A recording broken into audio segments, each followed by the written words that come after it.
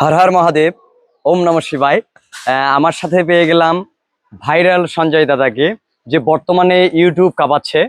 তো আমি আগে এই মুহূর্তে দাদার সাথে আহ, আলোচনা করব যে তার এই মন্দিরটা সম্পর্কে, যা তার অনুভূতি, এটা তার কেমন লাগে সেই বিষয়টা সম্পর্কে। তো দাদা কেমন আছে বলো? আমি আছি ভালো। আপনি কেমন আছেন? হ্যাঁ, ভালো আছি। তো আপনার এই মন্দিরটি কেমন লাগে সেটা বলেন।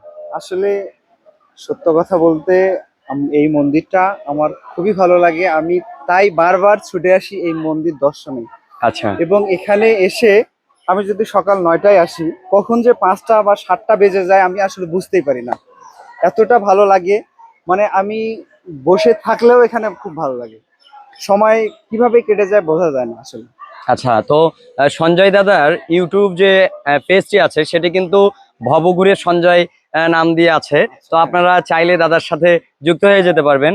আর দাদার কিন্তু কন্টেন্টগুলো অনেক ভালো মানের, এবং ভক্তবৃন্দুরা তার কন্টেন্টের প্রতি অনেক আকৃষ্ট হয়।